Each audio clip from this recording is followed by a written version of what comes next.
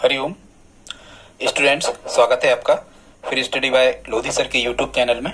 दोस्तों, मैं कृपाल लोधी। स्टूडेंट्स, आज हम आपको लेकर के आए हैं भारत का भूगोल। और भारत की भूगोल में हमने जो परिवहन का टॉपिक प्रारंभ किया है, इसके पहले हमने रेल परिवहन के बारे में बता दिया है। आप हमारी प्लेलिस्ट में जाकर के देख सकते हैं। ये हमारा परिवहन को लेकर के दूसरा वीडियो होगा। आज हम आपको भारत में जल परिवहन और जल परिवहन का ये हमारा पार्ट फर्स्ट होगा, जिसमें आज हम आपको बंदरगाहों के बारे में बताएंगे। यहाँ से कैसे प्रश्न बन सकते हैं, इन पर भी आज हम चर्चा करने वाले हैं। तो दोस्तों, यदि आप हमारे चैनल पर पहली बार आए हैं तो प्लीज हमारे चैनल को सब्सक्राइब कर लें, साथ में बेल आइकन पर क्लिक करें ताकि सबसे पहले नोटिफिकेशन आपको मिलता रहे। दोस्तों, इतना कर लिया हो तो लाइक भी कर दें। बड़े ही इंपॉर्टेंट फैक्ट आज हम आपको लेकर के आए हैं। आप किसी भी प्रकार के कॉम्पिटिटिव एग्जाम की तैयारी यदि कर रहे हैं तो आज का वीडियो आपके लिए बहुत ही उपयोगी होने वाला है। तो बगैर देर किए हुए आइए प्रारंभ करते हैं आज का टॉपिक, भारत के बंदरगाह। तो सबसे पहले तो स्टूडेंट्स, हम यहाँ से इसको प्रारंभ करते हैं।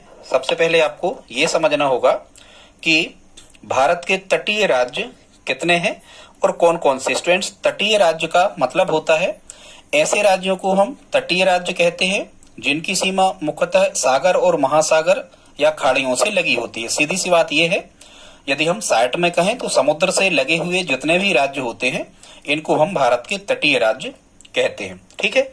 अब यहां से भी आपको प्रश्न बन सकता है कि कौन सा तटीय राज्य है या कौन सा तटीय राज्य नहीं है। तो यहाँ जो सामान्य राज्य हैं स्टूडेंट्स, यहाँ सामान्य राज्यों की संख्या हो जाती है 9 राज्य भारत के ऐसे हैं जो तटीय राज्य हैं। जैसे हम भारत का इस प्रकार से नक्शा बनाए तो आप यहाँ से समझना कि यहाँ अरब सागर से लगा करके और यहाँ हिंद महासागर और यहाँ पूरब में बंगाल की खाड़ी। आपको पता है पश्चिम में अरब सागर, कच्छ की खाड़ी वगैरह, और यहाँ दक्षिण में हिंद महासागर और पूरब में है बंगाल की खाड़ी। तो यहाँ से लगा करके और यहाँ तक का जो हिस्सा है इसे हम कहते हैं तटीय हिस्सा भारत का। और 9 राज्य इसमें सामान्य राज्य ऐसे हैं जो तटीय राज्य हैं जिनकी सीमा समुद्र तट से लगती है। तो जल्दी से देख लेते हैं इनकी ट्रिक क्या है। तो तटीय राज्यों की ट्रिक में आपको याद करना है भाई, कोई भी किसी की जी है उसका नाम है के। ठीक है, कुछ भी आप कह सकते हो, कुछ भी, कविता कटारे, कविता कुर्मी, कुछ भी आप कह सकते हो। तो यहाँ ट्रिक आपको क्या याद करना है, के जी का ATM यूपी में मिला। स्टूडेंट्स, फिर से सुन लें ट्रिक कैसी है। ट्रिक है के जी का ATM यूपी में मिला। ठीक है। अब यहां हम देखते हैं तो के से बनेगा केरल। ये सब तटीय राज्यों की ट्रिक है। के से केरल, एक के से कर्नाटक, जी से बनेगा गोवा, इस जी से गुजरात, ए से आंध्र प्रदेश, टी से तमिलनाडु, एम से महाराष्ट्र, यू से उड़ीसा और पी से पश्चिम बंगाल। यूपी मतलब उत्तर प्रदेश ना, ये तो हिमालय साइड से लगता है, उत्तराखंड हिमालय से लगता है उस साइड। तो यू से उड़ीसा और पी से पश्चिम बंगाल। तो स्टूडेंट्स, ये 9 सामान्य राज्य ऐसे हो गए जिनकी सीमा समुद्र से मिलती है। आगे हम आपको बताएंगे। अभी आप चाहें तो यहां और देख लें। ठीक है, एक ट्रिक और आप याद रख लें, दीपक पांडे अंडे का दमन करेंगे। ठीक है, एक ट्रिक और यहां पर आप देख सकते हैं। वो ट्रिक क्या है, दीपक पांडे अंडे का दमन करेंगे। मतलब यहां आपको ये ट्रिक इस प्रकार की है कि ये 4 केंद्र शासित प्रदेश, यूनियन टेरिटरीज, 4 केंद्र शासित प्रदेश ऐसे हैं जिनकी सीमा भी समुद्र से लगती है। मतलब ये भी 4 तटीय प्रदेश हैं भारत के। तो इस प्रकार से 9 और 4 मिलाकर के कितने हो जाते हैं, 13। अब यदि कभी आपको प्रश्न आता है कि कितने केंद्र शासित प्रदेश समुद्र से लगे हैं या कितने केंद्र शासित प्रदेश तट से लगे हैं या तटीय सीमा बनाते हैं, तो 4 केंद्र शासित प्रदेश तटीय सीमा बनाते हैं। ट्रिक क्या है, दीपक पांडे अंडे का दमन करेंगे। तो यहां से दीपक से बन जाएगा लक्षद्वीप, पांडे से बन जाएगा पांडिचेरी, अंडे से बन जाएगा अंडमान निकोबार द्वीप समूह और दमन से बन जाएगा दमनवा द्वीप। तो इस प्रकार से ये 4 केंद्र शासित प्रदेश और 9 सामान्य राज्य। तो 9 और 4 13 राज्य कुल कैसे लगे हैं, समुद्र से लगे हैं। मतलब ये तटीय राज्य हैं। बाकी जो राज्य विदेशों से या समुद्र से नहीं लगे होते हैं इनको हम भू आविष्टित राज्य कहते हैं। इनके बारे में हमने अलग वीडियो अपलोड किया है, आप देख सकते हैं, जिसमें हमने भारत के भू आविष्टित राज्य, संसार के देश, एशिया के देश सब बताए हैं। ठीक है, तो अब हम आगे देखते हैं स्टूडेंट्स। आई होप आप समझ गए होंगे ये ट्रिक भारत के तटीय राज्यों की। अब हम आगे देखते हैं भारत की कुल तटरेखा की लंबाई कितनी है? तो याद रखें, भारत की कुल तटरेखा की लंबाई है 7,516 किलोमीटर। स्टूडेंट 7,516 किलोमीटर मतलब यहां से लगा के, अरब सागर से लगा करके और यहां बंगाल की खाड़ी तक ये वाली जो कुल लंबाई बनती है, ये टोटल कितनी बनती है?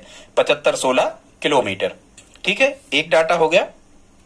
अब यदि कभी आपसे पूछा जाता है कि भारत का ऐसा कौन सा राज्य है जिसकी तटरेखा की लंबाई सबसे ज्यादा है, तो यहां आपको याद रखना है गुजरात। स्टूडेंट्स, जो गुजरात राज्य है इसकी तटरेखा की लंबाई कैसी है? सबसे ज्यादा है। ठीक है, क्योंकि यहां रात में कई जहाज गुजरते हैं, ऐसे करके आप इसको याद रख सकते हैं। तो गुजरात की तटरेखा की लंबाई सर्वाधिक है और गोवा की तटरेखा की लंबाई सबसे कम है भारत में। तो दो राज्य आपको याद रखना है, क्या क्या? गुजरात और क्या क्या? गोवा। ठीक है स्टूडेंट्स, आई होप आप इतना समझ पा रहे होंगे। गुजरात की तटरेखा की लंबाई सबसे ज्यादा है और गोवा की स्पेलिंग भी आप देखो कैसी है, छोटी है, केवल 2 अल्फाबेट या 2 वर्ण ही है यहाँ। तो इसका मतलब ये होगा कि गोवा की तटरेखा की लंबाई सबसे कम है, मतलब गोवा राज्य तटरेखा से सबसे कम लगा हुआ है और गुजरात सबसे ज्यादा। समझ गए होंगे। इसके बाद देखते हैं, यदि कभी आपसे पूछा जाता है कि विश्व में सबसे लंबी तटरेखा कौन से देश की है, मतलब सबसे ज्यादा कौन सा देश समुद्र से लगा हुआ है, तो विश्व में सबसे लंबी तटरेखा वाला देश है चीन, चाइना। ठीक है, आगे देखते हैं। अब हमने भारत के बंदरगाहों को प्रारंभ किया है, तो हम देख लेते हैं बंदरगाह किसे कहते हैं। तो जलयानों एवं जहाजों की तट पर आने जाने, ठहरने या विश्राम करने के स्थान को बंदरगाह कहते हैं। ठीक है, बड़े बड़े जहाज जहां पर आते हैं, ठहरते हैं, वहां विश्राम करते हैं, रुकते हैं, ऐसे स्थानों को हम समुद्र तट पर, ये तटीय होते हैं सभी के सभी, ऐसे स्थानों को हम क्या कहते हैं? बंदरगाह कहते हैं। बंदरगाहों का स्टूडेंट्स एक और उपनाम होता है, किसी भी देश के बंदरगाहों को व्यापार का प्रवेश द्वार कहा जाता है। क्या कहा जाता है? व्यापार का प्रवेश द्वार। कभी यदि आपको ऐसा प्रश्न आता है कि व्यापार का प्रवेश द्वार किसे कहते हैं, तो आपको ध्यान रखना है स्टूडेंट्स, व्यापार का प्रवेश द्वार बंदरगाहों को कहते हैं, क्योंकि विदेशों से जो आयात निर्यात, विदेशों से जो माल आता है उसको आयात कहते हैं और जो अपने देश से दूसरे देशों में जाता है उसे हम निर्यात कहते हैं। तो विदेशों से आयात और निर्यात सबसे ज्यादा कहां से होता है? बंदरगाहों के माध्यम से ही होता है, जल जहाजों से ही होता है, जलयानों द्वारा ही होता है। इसलिए बंदरगाहों को व्यापार का प्रवेश द्वार कहा जाता है। अब यदि कभी आपसे पूछा जाए कि भारत का अंतर्राष्ट्रीय व्यापार सबसे ज्यादा किस मार्ग द्वारा होता है, तो ध्यान रखना, भारत का अंतर्राष्ट्रीय व्यापार सबसे ज्यादा जलमार्ग द्वारा ही होता है, मतलब बंदरगाहों के माध्यम से ही होता है। जबकि यदि भारत में व्यापार पूछा जाए कि सबसे ज्यादा परिवहन या व्यापार, वस्तुओं का आवागमन सबसे ज्यादा किस मार्ग से होता है, तो भारत में सड़क मार्ग द्वारा होता है। लेकिन अंतर्राष्ट्रीय स्तर पर भारत का सर्वाधिक व्यापार जल मार्ग द्वारा या बंदरगाहों के माध्यम से होता है। ठीक है, ऐसा आपको ध्यान रखना है। एक और परिभाषा हम बंदरगाह की कह सकते हैं, वो क्या है? ऐसे स्थान जो जल और थल का मिलन स्थल होते हैं उन्हें हम क्या कहते हैं? बंदरगाह कहते हैं। ये भी आप कह सकते हो। अब हम देख लेते हैं स्टूडेंट्स कि भारत में कितने बंदरगाह हैं। संख्या के आधार पर यदि हम पहुंचते हैं तो भारत में 13 बड़े बंदरगाह हैं। ध्यान से सुने, भारत में 13 बड़े बंदरगाह हैं और ऐसे जो बड़े बंदरगाह हैं इनका रखरखाव, इनका क्रियान्वयन करना, इनका संचालन करना ये केंद्र सरकार का कार्य होता है। और केंद्र सरकार का कार्य होता है तो 13 बड़े जो बंदरगाह हैं ये संघ सूची के अधीन है, मतलब ये संघ सूची में आते हैं।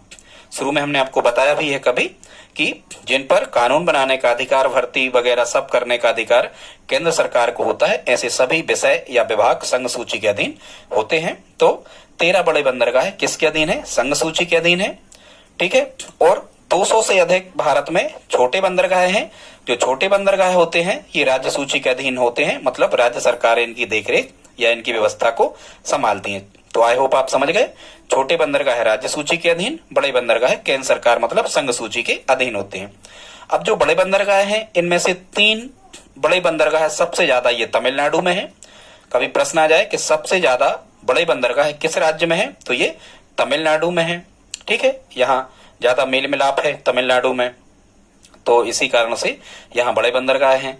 और यदि कभी प्रश्न आ जाए कि छोटे बंदरगाह सबसे ज्यादा किस राज्य में है, तो छोटे बंदरगाह सबसे ज्यादा महाराष्ट्र में है। 53 छोटे बंदरगाह हैं केवल महाराष्ट्र राज्य में। ठीक है। छोटे बंदरगाह सबसे ज्यादा कहाँ है, तो आपको कहना है महाराष्ट्र राज्य में है। बड़े बंदरगाह सबसे ज्यादा कहाँ है, तो तमिलनाडु राज्य में है। ठीक है, ये हम बता चुके थे 9 सामान्य राज्य और 4 केंद्र शासित प्रदेश, तो कुल 13 राज्य ऐसे हैं जिनकी सीमा कहीं ना कहीं समुद्र तट से लगती है। एक चीज और यहाँ आपको याद रखना है, पत्तन या गोदी या इसी को कहते हैं डाक। पत्तन, गोदी या डाक एक ही बात है, इन तीनों का एक ही नाम है, पत्तन, गोदी या डाक।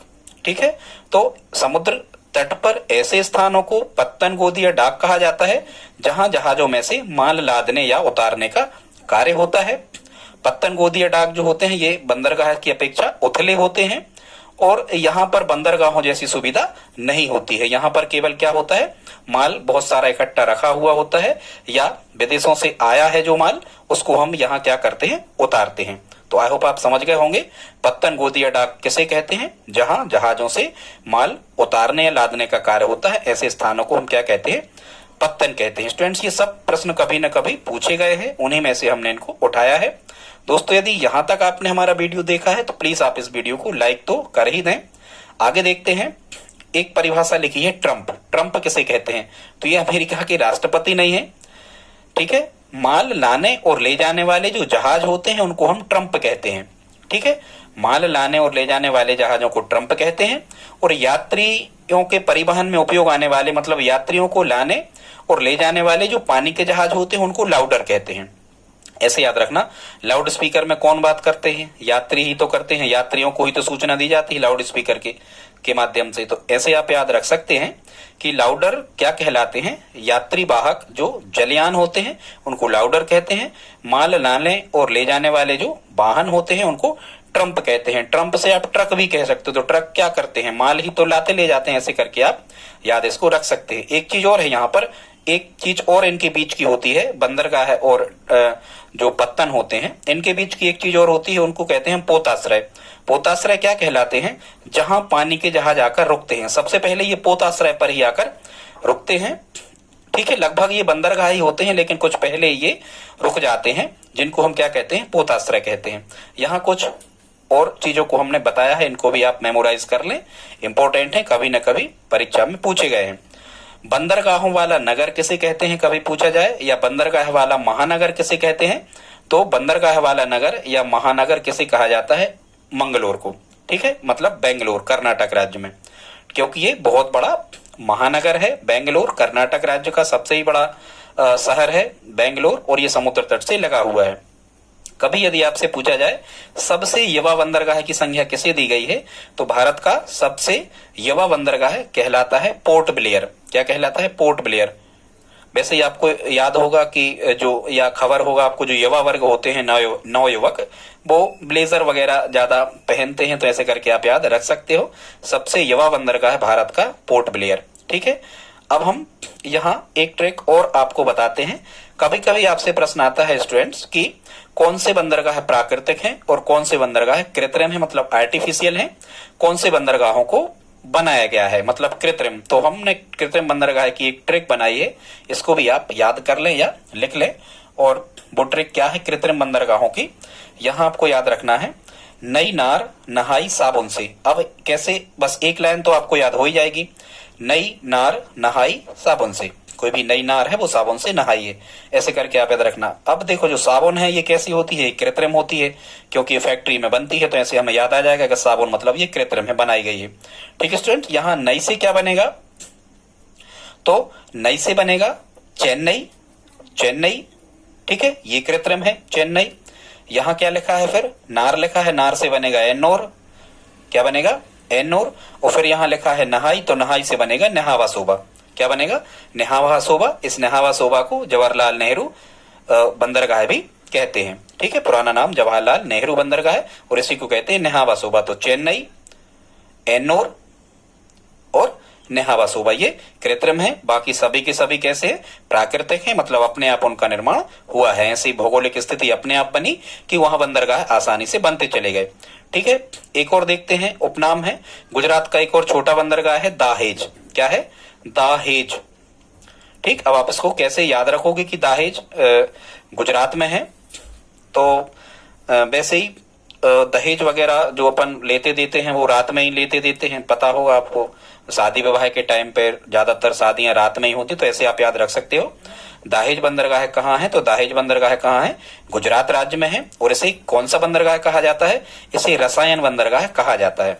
दाहेज बंदरगाह को रसायन बंदरगाह कहा जाता है क्योंकि सबसे ज्यादा रसायन इसी बंदरगाह पर आयात किया जाता है भारत में। तो आई होप आप समझ गए होंगे, ठीक है। या फिर ऐसे आप याद रख लेना कि रसायन बंदरगाह किस बंदरगाह का उपनाम है, तो दाहेज गुजरात। अब आप कैसे याद रखोगे?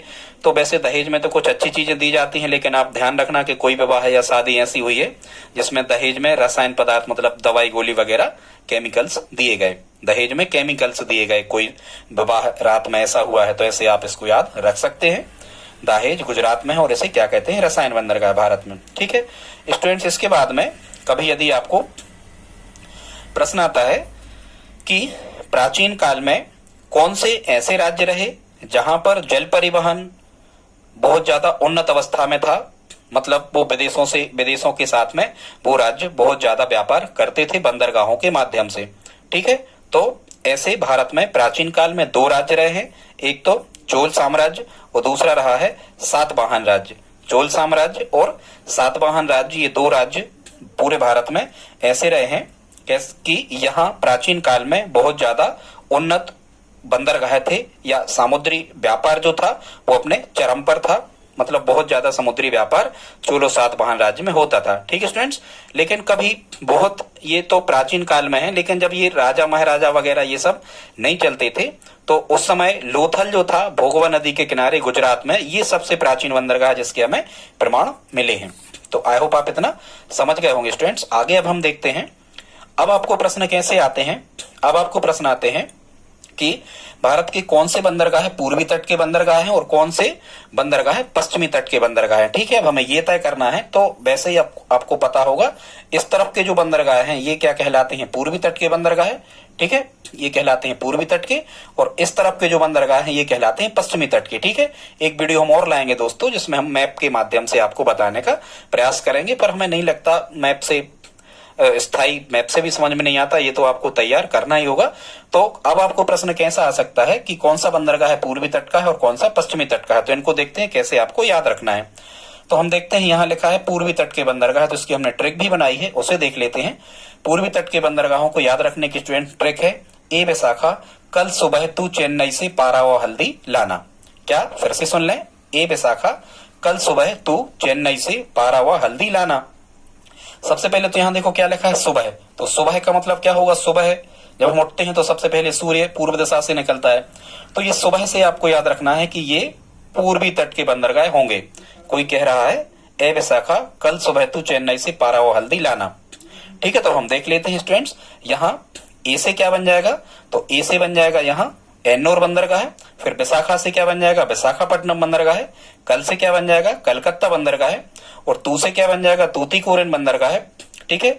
और चेन्नई साफ साफ लिखा तो चेन्नई बंदरगाह है, और सेव साइलेंट कर दो, पारा लिखा तो पारादीप बंदरगाह है। और हल्दीला से क्या बन जाएगा? हल्दिया। तो ये 7 बंदरगाह हो गए पूर्वी तट के। अब यदि संख्या आपसे कभी पूछी जाए कि पूर्वी तट के बंदरगाहों की संख्या कितनी है बड़े बंदरगाहों की, तो 7 है। और 13 है यदि, तो बाकी जो आ जाएंगे वो कहाँ जाएंगे? 6 आ जाएंगे, कहाँ? पश्चिमी तट के। अब हमने एक ट्रेक और बताई, इसको भी आप देख लें। पश्चिमी तट के बंदरगाह की ट्रेक आपको क्या याद रखना है? जो यहाँ इस तट पर लगे हुए हैं ये कहलाते हैं पश्चिमी तट के बंदरगाह। तो पश्चिमी तट के बंदरगाह में आपको कौन सी ट्रेक याद रखना है, इसे हम देख लेते हैं। पश्चिमी तट में आप याद रखना, जवाहर अरब मामा को मुंबई का बैग दिखा। कोई व्यक्ति कह रहा है, कोई अरब मामा आए हैं तो कह रहा है जवाहर अरब मामा को मुंबई का बैग दिखा। अब यहां से आप समझ जाओगे, यदि जवाहर से कहा जा रहा है कि जवाहर अरब मामा को मुंबई का बैग दिखा, तो यहां से आप समझ जाओगे कि ये अरब सागर से लगे हुए हैं। और अरब सागर ये तो आपको पता ही होना चाहिए भारतीय प्रायद्वीप में कि अरब सागर कहाँ है। तो अरब सागर कहाँ पड़ता है? पश्चिम में। बंगाल की खाड़ी कहाँ पड़ती है? पूरब में, ठीक है। तो ये अरब यदि लिखा है तो आप समझ जाओगे कि वैसे ही अरब देश जो है वो है ही अपने यहाँ पश्चिम में है भारत के संदर्भ में देखा जाए तो जवाहर अरब मामा को मुंबई का बैग देखा। अरब से क्या बन जाएगा कि ये पश्चिम के हैं। अब हम देखते हैं यहाँ क्या लिखा है जवाहर, तो एक बन जाएगा जवाहरलाल नेहरू बंदरगाह, जिसे हम नेहावा सोबा भी कहते हैं, ठीक है। और फिर यहाँ अरब से बन जाएगा कि ये सब अरब सागर से लगे हुए हैं या अरब सागर के तट के हैं, ऐसा भी बन जाएगा, ठीक है, पश्चिम या अरब सागर, ठीक है, और पूरब या बंगाल की खाड़ी। फिर यहाँ मामा से क्या बन जाएगा, तो मामा से बन जाएगा मरमागोवा। फिर यहाँ मुंबई साफ साफ लिखा तो इससे बन जाएगा मुंबई। फिर यहाँ क्या लिखा है को, तो को से बन जाएगा कोचीन, या कोचीन को कोची बंदरगाह भी कहा जाता है। और बैग से क्या बन जाएगा, बेंगलोर। और यहाँ जो का शब्द लिखा है इस का से बन जाएगा कांडला बंदरगाह।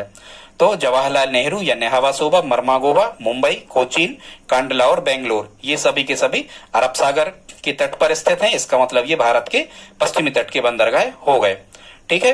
अब एक ट्रिक और स्टूडेंट्स हमने आपको बताने का प्रयास किया है, यहां से भी जब कभी प्रश्न पूछे जाते हैं। और वो ट्रिक क्या है, वो ट्रिक ऐसी है, हाँ पहले काय की ट्रिक है इसको आप समझो। वो ट्रिक है कि किस बंदरगाह का दबाव कम करने के लिए कौन सा बंदरगाह विकसित किया गया है। तो स्टूडेंट्स भारत के 3 बंदरगाह ऐसे हैं, बंबई, चेन्नई और कलकत्ता, कि यहाँ पर समुद्री जहाजों का बहुत ज्यादा आवागमन होता था, बहुत ज्यादा व्यापार होता था, जबकि उतनी जगह वहां पर थी नहीं। तो इस व्यापार को डाइवर्ट कर दिया गया है, मतलब इन्हीं बंदरगाहों के पास में नए नए बंदरगाह और विकसित किए गए हैं ताकि उस बंदरगाह पर आवागमन या दबाव कम हो सके। तो यहाँ हमने ट्रिक बनाई है, वो क्या है, बाई नहा के नई नार को कल हल्दी लगा। क्या याद रखना है, बाई नहा के नई नार को कल हल्दी लगा। अब यहाँ लिखा है बाई नहा के, तो इससे बनेगा कि बंबई बंदरगाह के दबाव को कम करने के लिए कौन सा बंदरगाह विकसित किया गया है, नेहावा सोबा, ठीक है। ऐसे ही याद रखना, वैसे ही जवाहरलाल नेहरू जी याद रखना आपकी नहा करके सेव करते थे, तो ऐसे करके आप याद रख सकते हो कि बंबई बंदरगाह को कि दबाव को कम करने के लिए नेहावा सोबा बंदरगाह विकसित किया गया है। और इसका पूर्व नाम क्या था, जवाहरलाल नेहरू जी बंदरगाह, ठीक है। तो बंबई बंदरगाह के दबाव को कम करने के लिए नेहावा सोबा या जवाहरलाल नेहरू बंदरगाह विकसित किया गया है। फिर यहाँ क्या लिखा है, नई नार, तो नई नार से बनेगा कि चेन्नई बंदरगाह के दबाव को कम करने के लिए नार से क्या बनेगा, अभी हमने बताया था एन्नोर, एनआर कहना या एन्नोर। चेन्नई बंदरगाह के दबाव को कम करने के लिए एन्नोर बंदरगाह विकसित किया गया है। और फिर यहाँ क्या लिखा है, कल हल्दी, तो कल हल्दी से बन जाएगा कलकत्ता बंदरगाह के दबाव को कम करने के लिए कौन सा बंदरगाह विकसित किया गया है, उसी के पास में हल्दिया बंदरगाह विकसित किया गया है, ठीक है। आई होप आप समझ गए होंगे। अब हम देखते हैं स्टूडेंट्स कुछ पश्चिमी तट के बंदरगाह, यहाँ से भी प्रश्न आते हैं, इनको आप चाहे तो नोट करते जाएं या फिर आप सुनते जाएं, प्रयास करना मेमोराइज हो जाए। अब हम पश्चिमी तट के बंदरगाहों को देखते हैं। तो पश्चिमी तट के बंदरगाहों में सबसे पहले हमने लिया है मुंबई बंदरगाह। तो मुंबई बंदरगाह का एक दूसरा नाम है, इसे फ्रंट बे भी कहते हैं। क्या कहते हैं, देखो यहाँ मुंबई या मुंबई को आप बंबई कहना, तो बंबई, तो यहाँ लिखा ही है बेम्बई, बे शब्द लिखा ही है, तो यहाँ समझ जाओगे कि किस बंदरगाह को फ्रंट बे के नाम से जाना जाता है, मुंबई। फिर हम देखते हैं भारत का प्रवेश द्वार किस बंदरगाह को कहते हैं, तो मुंबई। हाँ, और एक चीज और आपसे पूछी जाती है, वो क्या है कि कौन सा बंदरगाह भारत के किस राज्य में है। तो आपको पता होगा मुंबई जो है ये तो महाराष्ट्र की राजधानी है, तो यहाँ से आपसे बन जाएगा कि मुंबई जो है ये महाराष्ट्र राज्य में है। इसे भारत का प्रवेश द्वार कहते हैं स्टूडेंट्स। यूरोपीय व्यक्ति जो यदि भारत आते हैं यूरोपीय महाद्वीप से, तो ये सबसे पहले कहाँ आते हैं, मुंबई बंदरगाह पर आते हैं। इसलिए ध्यान रखना, मुंबई को क्या कहते हैं, भारत का प्रवेश द्वार कहा जाता है, किसे, मुंबई बंदरगाह को, ठीक है। फिर और ध्यान रखना है हमें, क्या ध्यान रखना है कि भारत का सबसे बड़ा बंदरगाह कौन सा है, तो यही है, भारत का सबसे बड़ा बंदरगाह कौन सा है, तो मुंबई बंदरगाह ही है दोस्तों, याद रखना। और ये कैसा है, हमने आपको बताया था 3 कृत्रिम है, बाकी सभी प्राकृतिक, तो ये प्राकृतिक ही होगा। भारत का सर्वाधिक समुद्री व्यापार किस बंदरगाह से किया जाता है, तो जो सबसे बड़ा होगा, बंबई सबसे बड़ा है, तो सर्वाधिक समुद्री व्यापार इसी बंबई बंदरगाह से किया जाता है, ठीक है। सर्वाधिक आयात निर्यात किस बंदरगाह से किया जाता है, ऐसे प्रश्न भी आ सकते, तो ये भी बंबई बंदरगाह से किया जाता है, ठीक है। फिर प्रश्न आ सकता है कि बंबई बंदरगाह के दबाव को कम करने के लिए कौन सा बंदरगाह विकसित किया गया है, तो बंबई बंदरगाह के दबाव को कम करने के लिए नेहावा सोबा या जवाहरलाल नेहरू, एक ही नाम है, को विकसित किया गया है। कहाँ है ये, महाराष्ट्र में है। मुंबई बंदरगाह से सबसे ज्यादा भारत से कौन सी चीज का निर्यात किया जाता है, तो तिलहन व चमड़े का सामान जाता है महाराष्ट्र से, ठीक है। इस बंदरगाह से तिलहन और चमड़े का सामान जाता है, ठीक। ऐसे करके आप इसको याद रख सकते हो। वैसे ही तेल का सामान बाई बनाती हैं, ठीक, ऐसे करके भी आप याद रख सकते हो। आगे देखते हैं पश्चिमी तट का दूसरा बंदरगाह है मर्मागोबा। और जैसा कि नाम से स्पष्ट है कि मर्मागोबा मतलब ये गोवा राज्य में है मर्मागोबा, और एकमात्र बंदरगाह है जो ज्वारी नदी की एस्टुरी पर निर्मित है। काय पर? ज्वारी नदी की एस्टुरी, या एस्टुरी को ही क्या कहते हैं हिंदी में? ज्वार नदमुख। ठीक है, बताएंगे आगे सब कभी, डेल्टा एस्टुरी वगैरह। तो भारत का एकमात्र बंदरगाह है जो एस्टुरी पर निर्मित है। और किस नदी की एस्टुरी पर निर्मित है? तो ज्वारी नदी की एस्टुरी पर निर्मित है मर्मागोबा बंदरगाह है। ये गोवा राज्य में है। गोवा की तटरेखा सबसे कम है भारत में। और जो मर्मागोबा बंदरगाह है ये मुख्यतः किसके लिए प्रसिद्ध है? पर्यटकों के लिए प्रसिद्ध है। ये जो टूरिस्ट हैं इनके लिए फेमस है मर्मागोबा।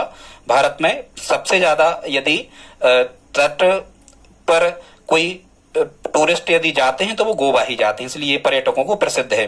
ठीक है, ये भी कैसा है? ये भी प्राकृतिक ही है। 1970 तक ये सबसे बड़ा निर्यातक था, मतलब भारत से सबसे ज्यादा माल यहीं से भेजा जाता था मर्मागोबा से 1970 तक। ठीक, इसके बाद से अन्य बंदरगाहों को विकसित किया गया। तो इसमें इतना ही पर्याप्त है। ठीक है, अब आप इसको कैसे याद रख सकते हो? तो यहाँ लिखा है गोबा मतलब गोभी। गोभी, गोभी क्या है? फसल है। ठीक है, और यहाँ ज्वार भी क्या है? ये हालांकि फसल सब्जी है। और ज्वारी को ज्वार कह दो तो ज्वार भी क्या है? फसल है। तो ज्वार की रोटी और गोभी की सब्जी एक साथ खा लेना है, खत्म। इतना ही पूछा जाएगा आपसे। ठीक है स्टूडेंट्स, आई होप आप समझ गए होंगे। आगे देखते हैं तीसरा बंदरगाह है पश्चिमी तट का कोचीन। इसको कोच्चि के नाम से भी जाना जाता है। ठीक है, और इसे अरब सागर की रानी भी कहा जाता है। ठीक है, क्या कहा जाता है? अरब सागर की रानी। किस बंदरगाह को कहते हैं? कोच्चि या कोचीन को। और ये कोच्चि या कोचीन कहाँ है? तो ये केरल में है।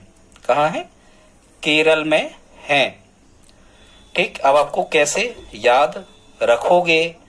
तो कैसे भी भाई, तो मैं को चीनता है तो कहे नहीं हम केर वाले हैं, केर वाले हैं हम, तो हमें तो ज्यादा लोग चीनते हैं, ऐसे करके याद रख सकते हो, हम केर वाले कहलाते हैं।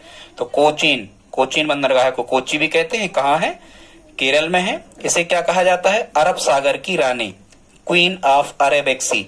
उपनाम ध्यान से सुनना, अरब सागर की रानी सुंदरता के कारण। अरब सागर की रानी किसे कहा जाता है? कोचीन या कोच्चि बंदरगाह को Arabic sea, queen of Arabic sea. ठीक है, और एक चीज और, जो कोचीन है ये पश्चिमी तट का सर्वश्रेष्ठ बंदरगाह है, मतलब सबसे ज्यादा सुविधा युक्त है। ठीक है, पश्चिमी तट का सर्वश्रेष्ठ बंदरगाह कोचीन। और इस बंदरगाह, कभी कभी ऐसा प्रश्न आता है कि मालाबार तट पर पालघाट दर्रे के पास में कौन सा बंदरगाह विकसित किया गया है? तो यही है, मालाबार तट पर पालघाट दर्रे के पास में कौन सा बंदरगाह विकसित किया गया है? कोचीन। ठीक है, और ये काय पर बना है? लेगून पर बना है। लेगून मतलब समुद्र का जो कचरा आ जाता है और कुछ पानी जमा हो जाता है तो वहां कीचड़ टाइप की हो जाती है, उसे हम क्या कहते हैं? लेगून कहते हैं। तो लेगून पर बना है। ठीक है, ऐसा याद करना ना, यहाँ भी है चीन, लेगून, कोचीन, याद हो जाएगा। ठीक है, ये प्राकृतिक बंदरगाह है। और यहाँ की और विशेषता क्या है? चूंकि आपको पता है कि केरल में नारियल व मसाले सबसे ज्यादा होते हैं, तो आप याद रख सकते हो नारियल व मसाले का सबसे अधिक निर्यात कोचीन या कोच्चि बंदरगाह से किया जाता है। यहाँ पर जहाज निर्माण केंद्र और तेल शोधक कारखाना भी लगाया गया है। कहाँ? कोचीन। ठीक है, यदि अपने पास में पेट्रोल गाड़ी वगैरह, तेल शोधक ये सब नहीं है, ठीक है, अपने पास में अपने घर की गाड़ी या जहाज नहीं है, तो अपन कहते हैं भाई को चीनता हमें। कौन चीनेगा? हमारे पास ना तो तेल वाले वाहन है, ना हमारे पास जहाज मतलब मोटरसाइकिल है, तो को चीनेगा। ऐसे करके आप याद रख सकते हो कि जहाज निर्माण केंद्र और तेल शोधक कारखाने किस बंदरगाह के पास लगाए गए हैं? तो आपको क्या कहना है स्टूडेंट्स? कोचीन बंदरगाह के पास। आगे देखते हैं स्टूडेंट्स, अगला बंदरगाह है पश्चिमी तट का कांडला। कौन सा बंदरगाह है? अगला बंदरगाह है पश्चिमी तट का कांडला। वैसे ही जो कांड वगैरह होते हैं, चोरी चकारी वगैरह होती है, वो रात नहीं होती है, तो ऐसे आप याद रख सकते हो कि कांडला बंदरगाह कहाँ है? तो ये गुजरात राज्य में है। ठीक है, आजादी के पहले जब पाकिस्तान भारत का हिस्सा हुआ करता था तो कराची भारत का सबसे बड़ा बंदरगाह हुआ करता था यूरोपीय व्यापार की दृष्टि से। लेकिन यहां से एक प्रश्न आता है, वो कैसा आता है कि कराची बंदरगाह का विकल्प के तौर पर भारत में कौन सा बंदरगाह विकसित किया गया है? तो जब कराची ये पाकिस्तान में चला गया तो कराची के व्यापार से, एक कराची बंदरगाह से भारत का जो व्यापार होता था वो अब कहां से होने लगा? वो कांडला से होने लगा। ठीक है, ये गुजरात लगता ही है वैसे ही पाकिस्तान से सीमा इसकी लगी है गुजरात से, कि ऐसे आप याद रख सकते हो कि कराची बंदरगाह का विकल्प भारत में कौन सा बंदरगाह है, तो कांडला। कांडला क्यों विकसित किया गया? कराची बंदरगाह की पूर्ति करने के लिए। ठीक है, फिर हम देखते हैं कि जो कांडला बंदरगाह है ये भारत का सबसे अमीर बंदरगाह है। सबसे अमीर बंदरगाह का मतलब स्टूडेंट्स ये है कि भारत सरकार को यदि बंदरगाहों के माध्यम से देखा जाए तो सबसे ज्यादा राजस्व की प्राप्ति कांडला बंदरगाह से ही होती है। भाई जो वही कांड करेगा बड़े बड़े वही पैसा ज्यादा कमाएगा, ऐसे करके आप याद रख सकते हो। तो भारत का सबसे अमीर या सबसे धनी या सबसे ज्यादा आय या सबसे ज्यादा राजस्व वाला बंदरगाह कौन है, तो ये कांडला है। ऐसे करके आप इसको याद स्टूडेंट्स रख सकते हो। ये एक ज्वारीय बंदरगाह है। एक चीज और याद रखना, और कोई ज्वारीय बंदरगाह नहीं है, एकमात्र बंदरगाह है जो ज्वारीय है। ठीक है, ज्वारीय बंदरगाह का मतलब देखो, ज्वार का मतलब क्या होता है? समुद्र में समुद्र के जल स्तर का ऊपर उठकर आगे बढ़ना ज्वार कहलाता है, और समुद्र के जल स्तर का नीचे गिरकर और पीछे हटना भाटा कहलाता है। तो ये ज्वार आते हैं मतलब जल की मात्रा वहां पर बढ़ जाती है, जल की गहराई बढ़ जाती है। तो ये फायदे वाली चीज है, फायदा पहुंचाने वाली चीज है कि ये कांडला कैसा है, ये ज्वारीय बंदरगाह है। ठीक है, इसको आप कैसे याद रखोगे? तो ऐसे याद रखना, किसी ने किसी की ज्वार की चोरी कर ली, मतलब चोरी कांड कर लिया उसने, ज्वार फसल की चोरी कर ली, ऐसे करके याद रख सकते हो। तो ये ज्वारीय बंदरगाह है। और इसे कब विकसित किया गया है? तो कांडला चूंकि पता है कराची पहले था, तो आजादी के बाद विकसित किया गया है। किसे? कांडला बंदरगाह को। हाँ, यदि सबसे अमीर है या सबसे अधिक राजस्व की प्राप्ति सरकार को कांडला बंदरगाह से होती है, तो ये सबसे व्यस्त रहता होगा। सबसे व्यस्त बंदरगाह कौन है? तो ये भी कांडला है। एक चीज और है यहाँ कांडला में, हालांकि दो हैं, अभी हम बता रहे हैं आपको।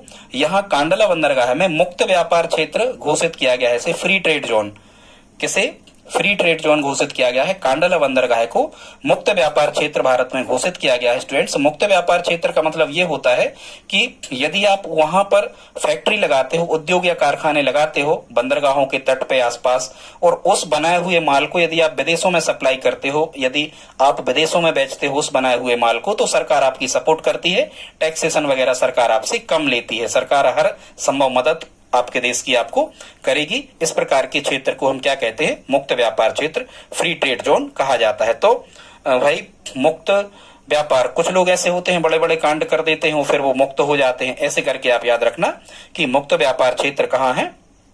कांडला बंदरगाह में विकसित किया गया है।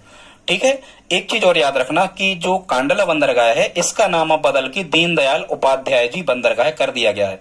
क्या कर दिया गया है? कांडला बंदरगाह का नाम बदल के क्या कर दिया गया है? दीनदयाल उपाध्याय बंदरगाह। ठीक है, ऐसे करके आप याद रख सकते हो। ठीक है, क्योंकि जो लोग होते हैं कुछ बड़े बड़े कांड करते हैं तो उन पे दीनानाथ की दया होती है, तभी तो वो बच जाते हैं बड़ा कुछ करके। ऐसे करके आप इसको याद रख सकते हो। ठीक है, तो दीनदयाल उपाध्याय किस बंदरगाह का नाम बदल के कर दिया गया है? कांडला बंदरगाह, गुजरात का। ठीक है, ये कांडला जो बंदरगाह है ये कहाँ स्थित है? तो ये कच्छ की खाड़ी पर स्थित है। कहाँ है? देखो, का से कांडला, का से कच्छ, कच्छ की खाड़ी पर स्थित है। ठीक, ऐसे आप याद रख सकते हो।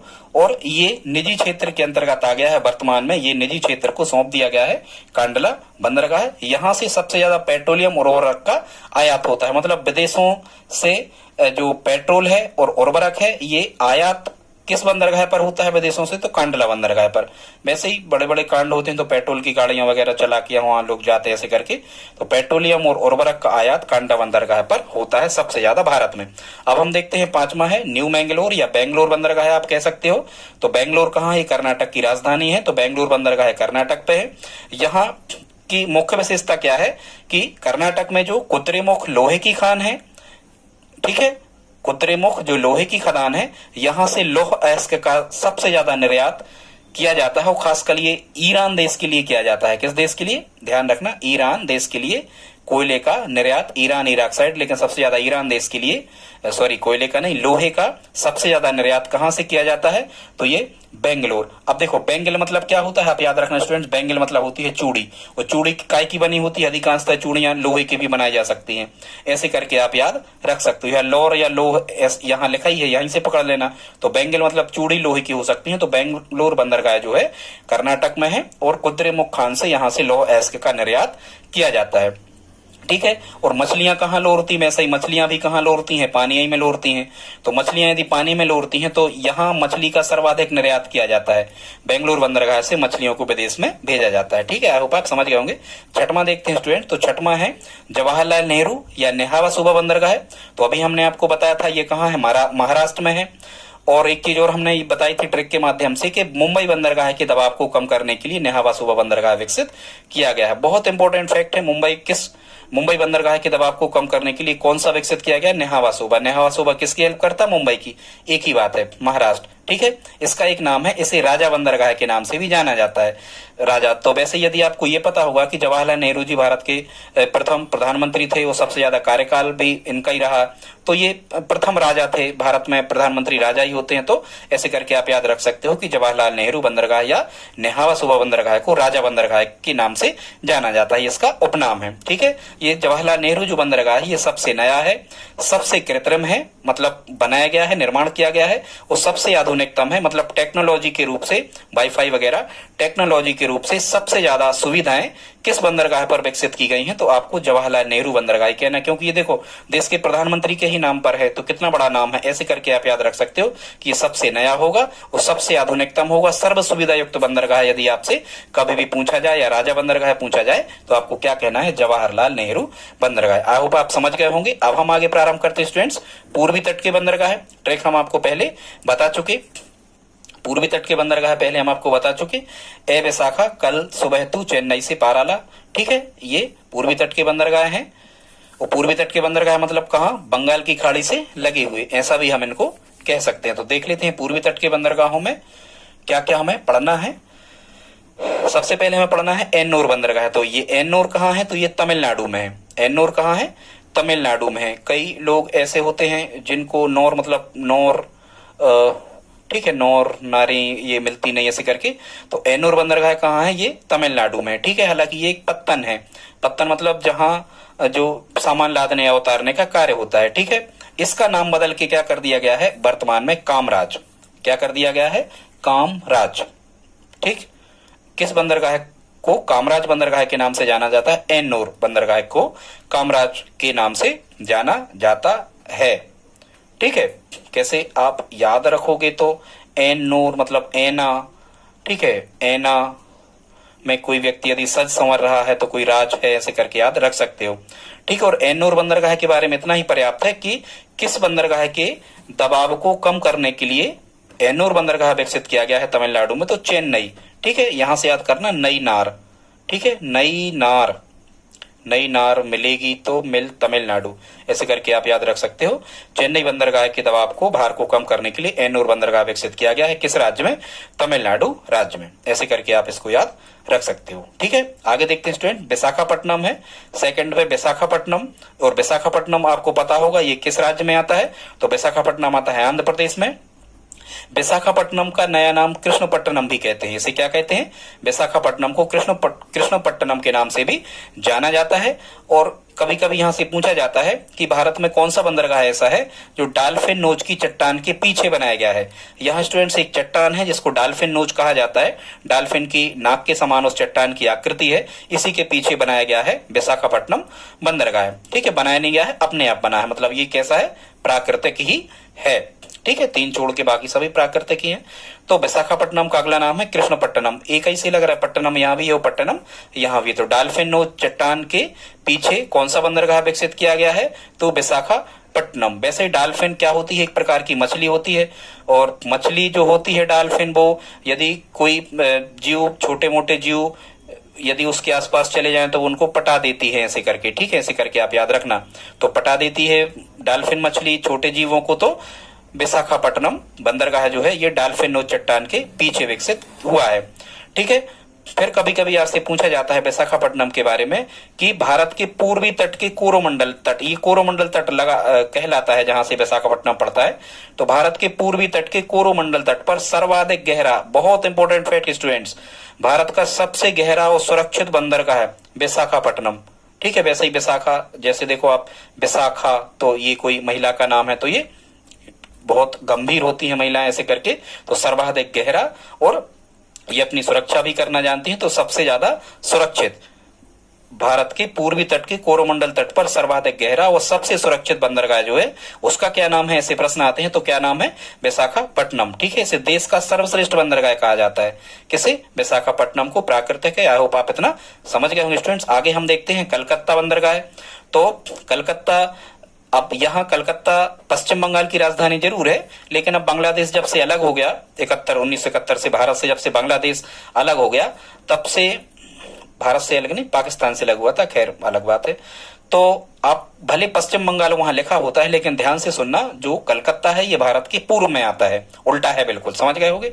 ठीक है, तो पूर्व, सामुद्रिक व्यापार का पूर्वी द्वार, मतलब पूर्व की तरफ से जो भी व्यापारी या जहाज लेके, जो भी लाउडर वगैरह या ट्रम्प जो वाहन है, जहाज हैं, वो, एक चीज और याद रखना, भारत की सबसे बड़ी जहाजरानी का नाम है, जहाजरानी कंपनी का नाम है शिपिंग कारपोरेशन ऑफ इंडिया। आगे और बताएंगे, पार्ट फर्स्ट है, सेकंड और हम आपको जल्दी लेकर के आएंगे। तो सामुद्रिक व्यापार का पूर्वी द्वार, तो ठीक है, भारत का प्रवेश द्वार तो बंबई को हमने कह दिया था, लेकिन यहाँ कह रहे हैं पूर्वी द्वार, और आपको पता है कि कलकत्ता पूरब में है।